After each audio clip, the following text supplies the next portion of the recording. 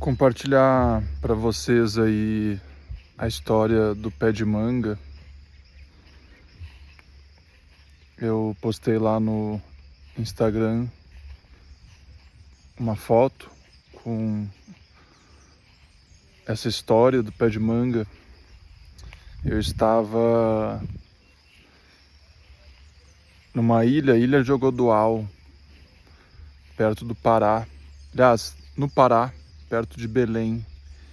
E lá nessa ilha tinha uma árvore de manga. E daí estava escrito embaixo dessa árvore, Árvore dos Desejos. Então era uma árvore onde as pessoas pediam desejos para essa árvore. Solicitavam coisas que elas queriam, que elas esperavam, que elas desejavam. Então, eu me aproximei dessa árvore e fechei meus olhos e eu desejei que essa árvore descansasse da prisão de realizar o desejo das pessoas. Eu desejei que ela tivesse descanso e não pedi nada a ela. Apenas agradeci e desejei que ela fosse livre. E no momento que eu fiz essa troca com ela, essa mensagem para ela, no mesmo instante caiu uma manga da árvore. Assim, exatamente no mesmo instante.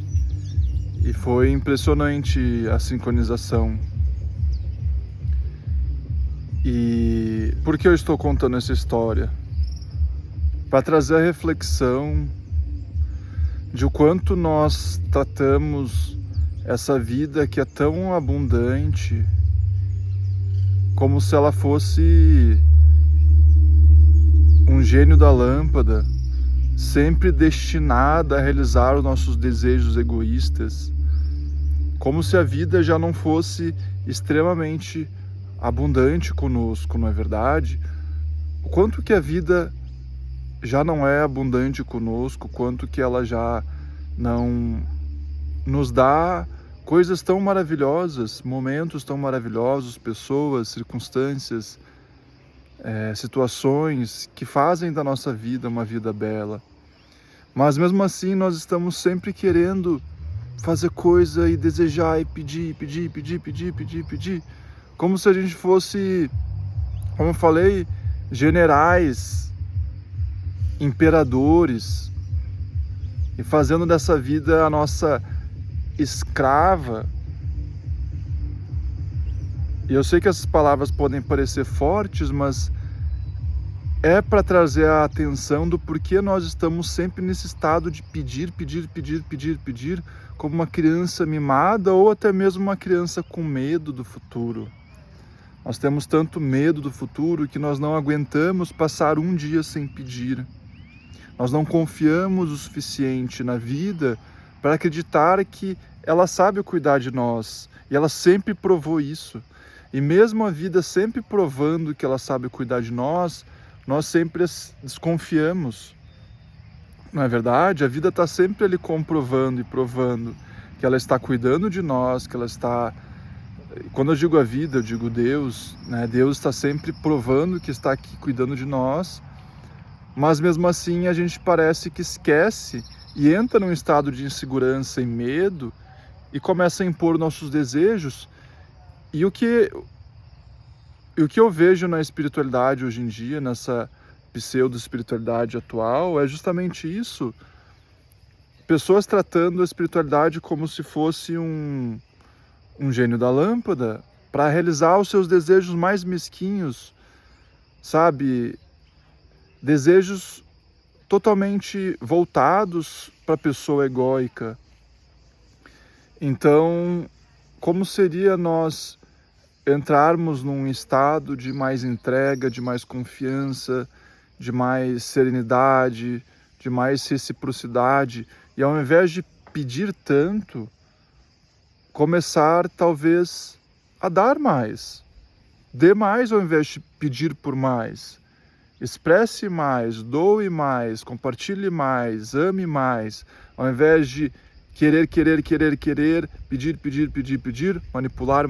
manipular e controlar, exigir, né?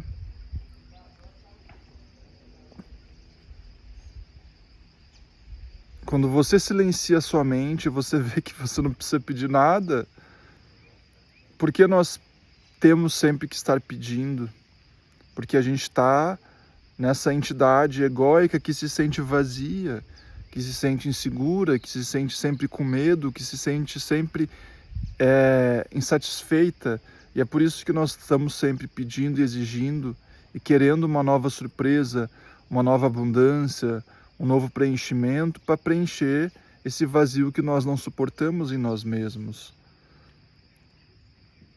Uma pessoa que está cada vez mais ancorada no seu verdadeiro eu, ela se liberta desse peso de ser um pedinte e se torna um verdadeiro imperador nessa vida, uma verdadeira rainha, mas não no sentido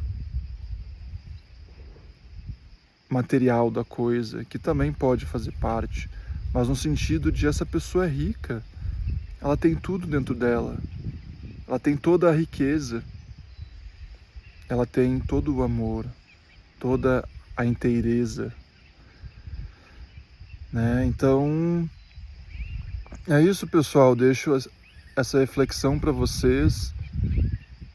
Porque quando a gente vê ali uma árvore, o desejo, a gente não pensa naquela árvore?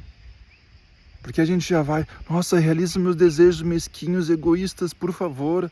Porque a gente não pensa um pouquinho. E essa árvore?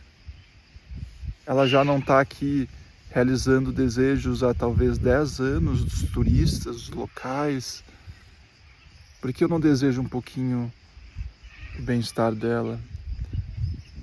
Exatamente, não é, pessoal? A gente fala que ama a natureza, mas na realidade é uma relação que não é recíproca. Amar a natureza é entender que ela é completa. Amar a vida, amar a Deus é entender que a vida e Deus tudo é completo. A gente só precisa agradecer. A gente só precisa agradecer. Tem essa frase que fala: se a nossa única oração for gratidão, essa oração é o suficiente. Então deixo aí essa reflexão para que sejamos menos pedintes, menos exigentes, menos controladores, menos manipuladores da experiência e sejamos mais gratos. E quem sabe a gente encontre um lugar dentro de nós de inteireza para que a gente não se sinta vazios o tempo todo e que a gente possa superar essa sensação de necessitar desse constante preenchimento. Veja bem, escute o silêncio.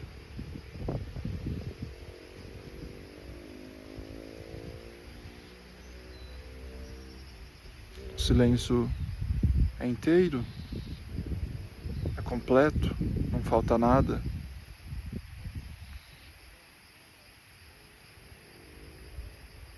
E agradeça. A vida é bela quando a gente para de pedir, para de querer que ela seja diferente,